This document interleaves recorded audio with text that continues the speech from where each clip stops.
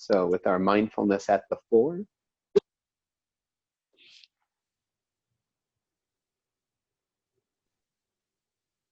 and there's a difference. With our mindfulness at the fore, to me it means this. There's a difference between focusing in or holding our attention somewhere and just simply knowing, being awake and aware to what is going on in the moment.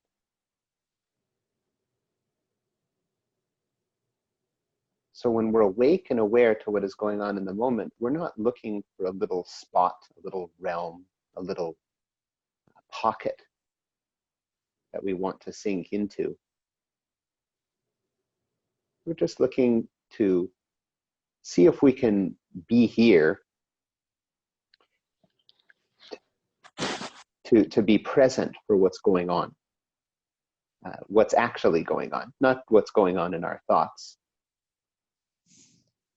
What actually is going on is there's a body sitting, it's breathing.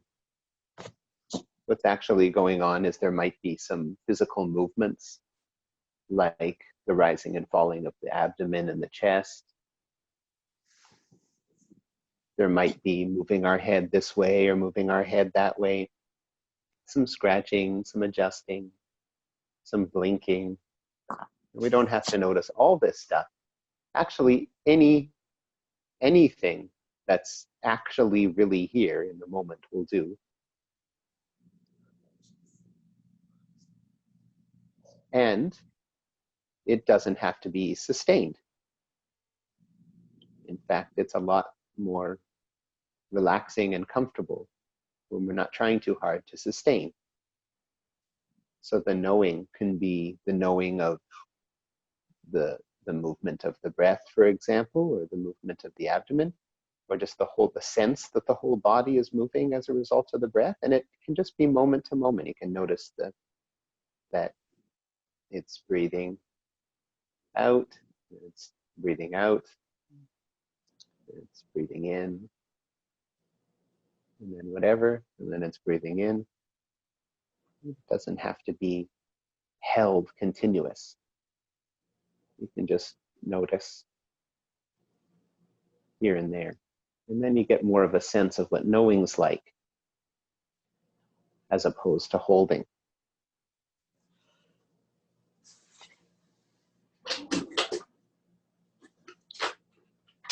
Right? So knowing is if you make some adjustments to know that you're doing so.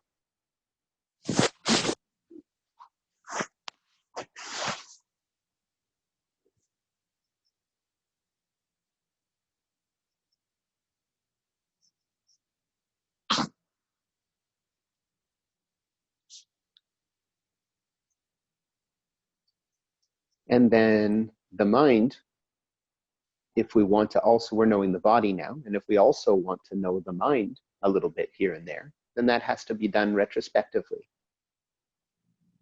So we can't know the mind in the same moment that the mind is doing something. We have to know what it did a moment ago. So the mind got lost in thought and we forgot about the body, and then we can know the mind by knowing that it was just lost in thought. It has to get lost in thought first.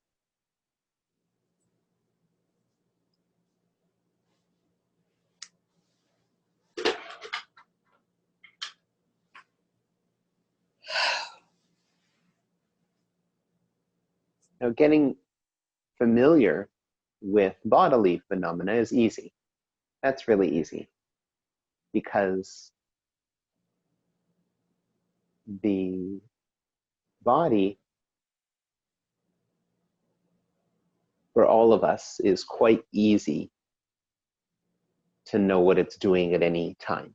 It's just often neglected to know what it's doing, right? But who scratches their knee and then is not able to know that they're scratching their knee? Now, everybody's able to know that you're scratching your knee or just scratched your knee. It's just that our attention isn't there. We neglect to know that we did that. That's a very simple thing to do. We didn't know the value. We didn't know how much value there is in being aware of these movements. but now we do. And so we don't have to work too hard at it. Now that we know the value, we try our best to be aware of lots of these movements. So as I'm talking to you, my eyes are moving here and there because of thinking, because of trying, because it's natural that the eyes don't stay fixated. And the eyes are moving and the mind is knowing.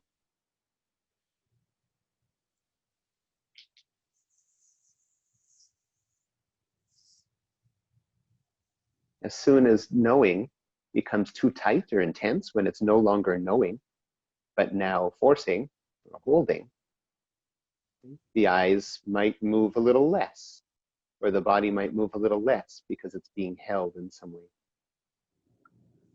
It's not allowed to be naturally flowing, moving, nimble, how it wants to be.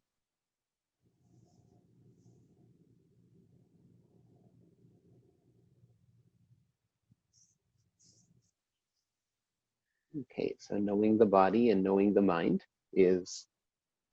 doesn't have to be meditative.